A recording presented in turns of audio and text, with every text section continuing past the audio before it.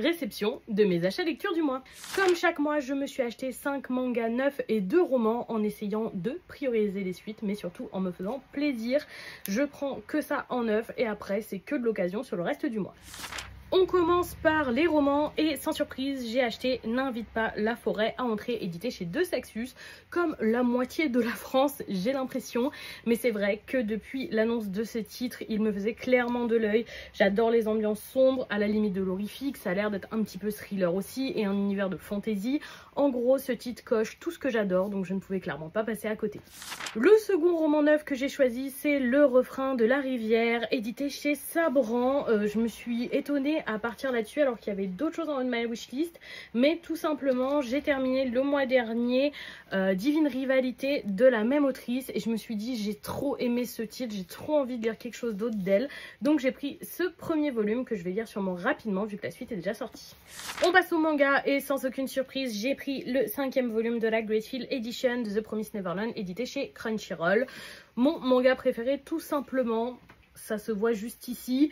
Je continue ma relecture avec cette nouvelle Gracefield Edition que je trouve terriblement qualitative, que ce soit les dorures, l'effet cuir, l'édition, tout est super beau et c'est un véritable plaisir de me replonger dans ce titre. J'ai ensuite décidé de me mettre à jour sur le titre Studio Cabana, édité chez Delcourt avec les tomes 5 à 7. J'avais adoré ma lecture des premiers tomes et très envie de continuer. Une romance avec un second sujet autour de la musique, mais surtout beaucoup de belles choses abordées, notamment les relations toxique. J'aime beaucoup ce titre. C'était apparemment un mois de septembre sous le signe de la romance parce que j'ai pris le second volume de Asakoi, édité chez Soleil Manga, un titre qui sera terminé en 4 tomes. J'avais été très emballée par ma lecture du premier volume de ce titre. C'est rare en ce moment que j'aime vraiment des romances, donc je me suis pris celui-ci.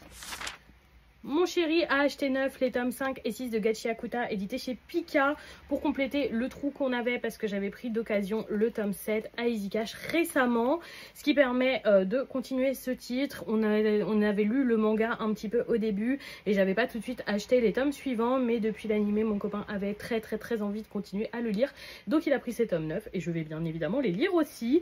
En ayant passé la commande sur Comptoir du Rêve, on a reçu cette jolie plaque de métal pour les 25 ans de Pika. On termine cette réception avec un second achat de mon chéri. Il a pris l'intégrale en 2 volumes de Konoha Shinden, donc édité chez Kana, un spin-off de Naruto. Il n'était pas tant décidé à le commander de base, mais c'est vrai que donc la jaquette exclusive au premier tirage a ce joli effet brillant que Kana fait en ce moment. Et en commandant chez Comptoir du Rêve, il a eu la jaquette alternative Comptoir du Rêve, donc il est bien content. Il a fini l'édition Hokage de Naruto récemment, il a lu Sasuke Retsuden, et donc il va lire celui-là et Boruto aussi. Et donc voilà pour cette réception. Dites-moi si vous avez lu ou si vous pensez lire certains de ces titres. Je serais curieuse de vous lire dans les commentaires et surtout je vous souhaite une bonne soirée tout le monde.